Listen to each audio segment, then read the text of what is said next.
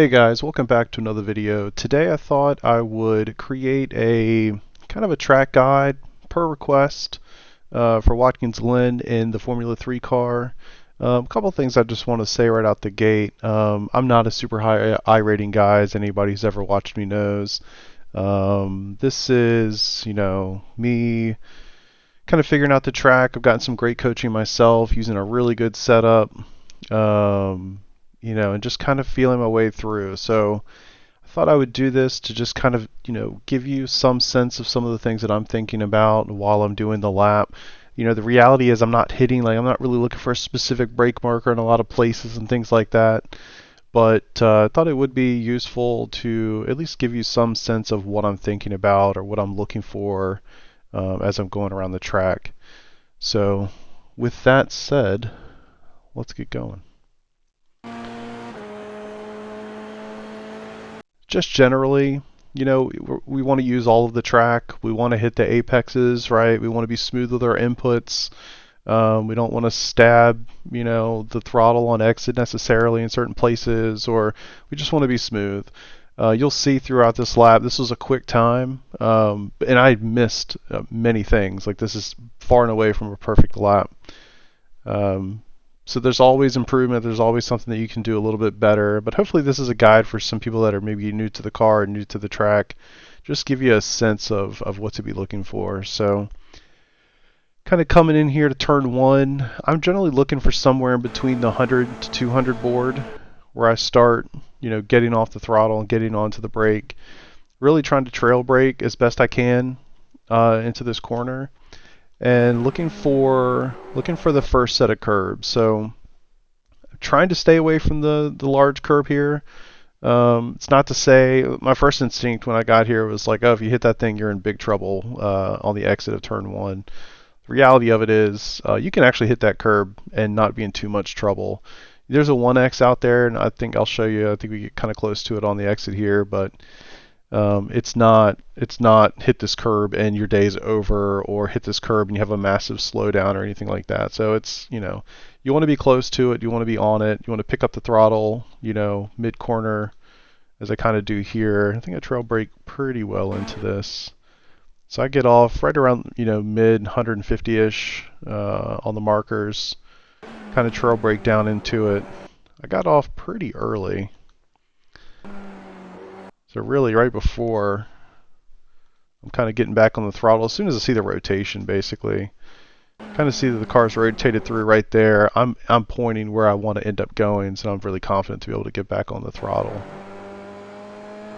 So kind of exiting through, you can see I didn't use all of the track. I mean, you can have your right side right on the paint, on the curb, and still be totally fine. I had plenty of laps where I was really pushing that envelope.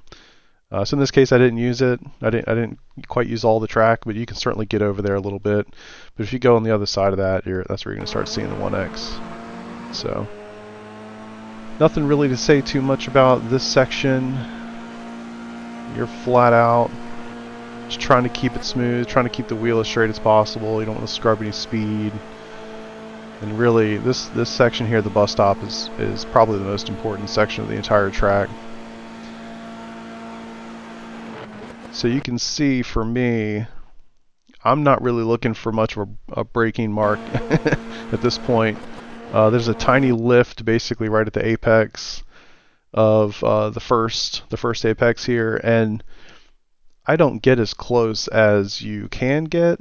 I mean, I missed this by a good, a couple feet. You want your right front tire to basically hit this barrier, this wall. There's a giant, and you see it in the way that my car reacts once I go over this curb, but there's a very large bump here. So you kind of have two choices, I guess, sane choices. Keep your car on the track and barely touch this curb, or get the car as completely in this space as you can. Because if you're in here, which frankly is kind of where I end up, I didn't go through here super well. If you go through here, the car's going to bottom out and you're going to get air, and you'll see that both the rear tires come off the ground as I go through here. So ideally, you want that car basically to clip this wall or get as close to it as possible so that you go through and it's a very flat section and you're basically straightening this out. So my turn in, I'm not really looking for a marker. I mean, I guess looking back now, we're kind of looking at the start of this white line, the 200. I'm not really thinking about it like that. I think you just, at some point, you take enough laps and maybe you do have some of those reference points early on, but eventually it kind of becomes second nature almost. It's just kind of like I'm not looking over here. I'm looking towards that apex and just trying to straight line it as much as I can and carry a ton of speed. This is a for me it's a qualifying kind of experience. I would probably be a little bit more on the brakes or a little bit more off the throttle if this is a race. I'm just trying to get the absolute fastest lap possible in a qualifying scenario. So flat out, basically, I don't start letting off until I touch the curb. Like I said, I missed it. A little scared. Probably, definitely should have gotten a little bit closer. You kind of see, look at what's going on with the suspension in the rear of the car. I mean, I'm, a good 6 to 12 inches or whatever off the ground, the back tires. Kind of get lucky that it plants. Little brush of the brakes as this is going on. Really want to keep that wheel straight, because frankly, if those two tires come down and your wheel is not straight, you're gonna have a bad day. And there's a couple ways to go through this, from the laps that I've run thus far. You can go through here and carry quite a bit of speed, which you can see that I'm doing. But also there's risk here, like I said, I'm really treating this as just trying to get the absolute fastest lap possible out of this. So I'm kind of okay to take those risks and just keep pushing. So I'm back on the throttle as soon as possible. Kind of hit that, let the car land. I'm straight again, focused on the next apex. Just trying to keep this thing as straight as possible through here and just hammer down. That third apex, not super critical. Really, I'm trying to focus on the fourth one and just keep the car as straight as I can. But there's so much time. There's so much time right here. I think some of the early laps I did, I'm probably 5, 6, 7 tenths of a lap faster, just kind of getting through here without killing yourself, basically. And like I said, you can do this much more safely if you have slightly more confidence, we'll say, for a YouTube video, and get that right side as close to this as you can, and you're not going to hit this bump. You won't have the kind of scary jump that I have, and you'll get through here a lot cleaner. It's just having the confidence to do it, and I think having those practice laps behind you to do that and do it consistently. So it looks crazy, and the reality of it is, I guess it kind of is crazy, but at the same time, you can practice that enough and confidently go through there without worrying about this isn't the lap that I did it right. You know what I mean? I definitely had some spins and some crashes there as I was trying to get a feel for it, but it's something that you can do consistently if you put some time into it. Alright, so coming up here on the carousel, this is also, I would say, a little bit different for this specific lap than maybe what you would do in a race. I mean, if you're trying to get a 20 or 30 lap race in, what you'll see I do here, you're going to be cooking these tires on the left side as you go through the load of this corner. So I don't lift. I might lift a very little bit just to make sure there's a little bit of rotation there. But I'm not lifting much, and I don't hit the brakes. So much of the carousel is obviously set up by the way that you go through the bus stop. So really trying to get the car turning and, again, straight lining this thing as much as possible. Advantageous. You can already see I've got good rotation just coming out of the bus stop, which definitely helps set this up. And you'll see I come off, not much, maybe 15%. Something in that range, maybe 10, 15%, just to make sure that I can get through this corner without going through that grass. And one thing to look for that I've been coached up on, which I think makes a lot of sense, looking for the trail that these tires are leaving. You can see where the load and the pressure is being put just based on the fact that I create some lines as I go through this. I don't think this would be a super wise thing to do every lap, but again, I'm not a professional. This is me just sharing some thoughts that I have as I go through the laps. So I would recommend just trying everything and see what works for you over the course of a race. But you can kind of see it's pretty faint here, but there's definitely I'm definitely maximizing what I got with these tires in this moment. Alright, so coming down into the chute, I think it is referred to as. This one's tough. I don't think there's a great marker here. There is like a, I don't know what that is. It's like a little patch of pavement. Yeah, it is pavement. I thought it would be like a gray or like a rain cover or something. Generally kind of looking for that. That's generally like the marker that I'm using. I'm not sure if that's, the perfect one necessarily, but I'm kind of using that as something I see out of the right side. But again, eyes focused on the apex, looking for the turn in. Just trying to come off. I'm not putting a lot of brake into it, just enough to slow the car down and get the car rotated. A lot of these corners that are coming up, I mean, they're faster than you might think. And I'm just really trying to carry as much speed as I possibly can through here. Getting down into third. I've tried fourth. I've tried third. There's not a ton different between the two. Sometimes third feels like it's going too slow, but in the lap times that I've, the 40 or 50 laps that I've put into this so far, I don't really feel like I've seen much of a difference between the two. So that's just, again, not trying to give you like specific things to look for, just trying to talk through it as to what I'm thinking about when I was going through this lap. So just enough to get the rotation and then feel like I can carry some speed through. This is probably one of the weaker corners that I've had so far at this place. It's a long sweeping corner. It's I think the mentality I have is that I'm too cautious when I go through here. I don't think I'll hit the apex as we go through this corner. Definitely don't miss it by quite a bit.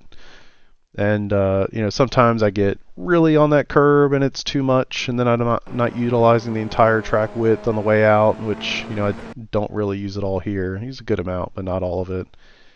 If at the apex, I would have used obviously even less. So there was definitely time in this corner, but that's a tough one. I mean, that's a tough one for me. Just trying to get through it, carrying as much speed as possible, keeping the minimum, the minimum speed up through the corner. That's a tough one. So I think for me, room to improve for sure.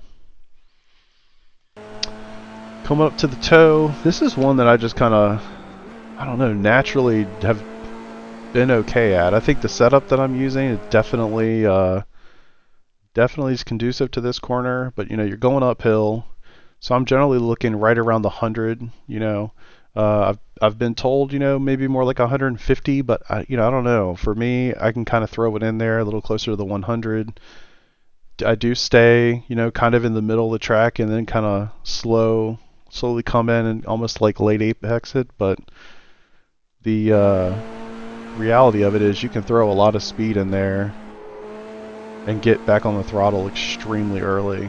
Having this little open section of the track obviously helps. You can stay on the track and run it out wide just a touch, but you can really, if you kind of pay attention to these inputs, you can get back on the throttle very, very early here. So that was probably about 50%. It was just a quick stab and down and coming out. So for me, that corner, I don't know why, but it's just it was one that just clicked with me immediately this week. So heading into the heel, the heel and number 9, I don't see a name for it. The next two corners, definitely not two corners that have spoken well to me. So these I don't have great references for. What I would just say here is, again, I'm thinking more towards 100. It might be more like 150-ish, or maybe even like 135, 120-ish, something in that range. A little bit more than halfway through is where I'm getting off. I actually think I get up probably a little too heavy on the brakes. I mean, that's a good stamp, somewhere in the neighborhood of like 70%, and then come off of it pretty fast. One thing that I've been told, and in the laps that I've run, kind of shown it out, is I get fearful of going too wide here, because I've noticed on a lap like this versus a lap where I'm out here, I lose maybe like a tenth or two just by pushing that wide. So I'm getting on the brakes maybe a little bit harder than I could to get through here, but I do hit the apex really well. Do get down into third. and then just a nice easy kind of a tighter line, then I think you'll see a lot of people in using in races this week. You're going to see people going way wide. I think one, because it is an overtaking spot for sure. There are going to be plenty of people going through the toe not very well, so people will be getting runs going into turn 8. So it'll be an overtaking spot, and people will be running wide. It'll be kind of a mess. But I think, yeah, for me, kind of looking for like 150-ish, maybe a little bit closer to 100. Decent amount of brake pressure to get the car slowed down so that I, not running super wide and just, taking a much longer route through the track. Getting that rotation. And this one is my Achilles heel. This one has definitely been the most challenging. I feel like I get through it here pretty well. Generally speaking, I don't. So this is probably one of the best times through that corner for me. So I would say I guess I'll start with, the thing that I was screwing up the most. I was trying to go way too far into this corner before braking. So you can see now I'm braking. Yeah. I mean, I'm braking way earlier than I was before. So I'm coming off the brakes. Where's a good reference point? There really isn't one. I mean, somewhere where these marks are on the track, obviously it's going to be practically impossible to see when there's cars in front of you, but starting way earlier. Normally I would be starting kind of where it starts to bend, to brake and get off the throttle and so on, and that is just way too late for what I've found or what I've been kind of taught. So yeah, I think this corner is really difficult because if you notice right here, this is where the NASCAR Cup track, would be coming from, right? So they don't go through the boot, they just go through the carousel, and then they just have a long chute down into turn 10 for us. So there's a transition, I guess, as you go from this section of the track to the straight. And I have found so many times that some of the things that I do that just are not good habits is I'll pause, I'll kind of just coast, I guess, through some corners and basically find myself accelerating in a position where when this transition happens, my car is really being pushed towards the wall. So I think starting the braking really late is probably putting me in a position where I'm carrying too much speed too close to that, and then I'm braking, which is creating a problem with that transition, or I'm able to accelerate that late, which is creating a problem with that transition.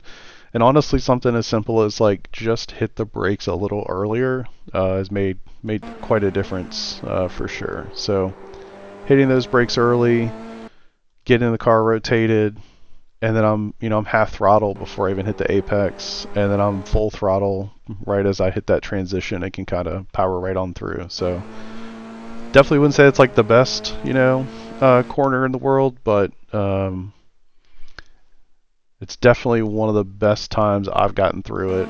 and like I said, it has been my Achilles heel for sure so far here at Watkins Glen. So that one, curious actually. I'd love to hear from other people how they get through that corner and maybe learn a little something there. But that one's tough. So this one is flat out. I think in the first lap on cold tires. So this is actually my second flying lap. I was doing qualifying simulation when I did this lap. So this was my second flying lap. The first lap through here, you might lift a little bit, but after that, it's going to be pretty flat out. So yeah, nothing really remarkable about it. Try to hit that apex. My turn in is just before the 100, but again, I'm not really looking for stuff like that. It just kind of you kind of feel it out over time as you get some practice and experience with it. The one, and I can say I actually kind of do have a turn in for this one though. So this big board, just past the little barrier here. There's a turn in and just a brush of the brakes. There's really not much here to it. I think I get somewhere in the neighborhood of maybe 20%. Get down as close as you can to the apex. And I don't actually hit it. I miss it, a good amount, and frankly, I have, plenty of space to run it even more. So probably could have gotten away with touching those brakes just a little bit lighter, carrying a little bit more speed through there, and obviously hitting the apex as well. But let's go back, just talk about the turn-in point there. So yeah, the advice that was given to me, which is definitely proven to be, looking for this board, kind of as you pass it in your peripheral vision. That's kind of where I'm turning in. Could be using a little bit more of the track. Could be using a little bit more of the track down there. But to be honest, in the moment, like everything was really green, and I had already had a pretty good lap, so I knew I was going to be in the 37s. So I was just trying not to screw it up. So yeah, pretty happy with the lap.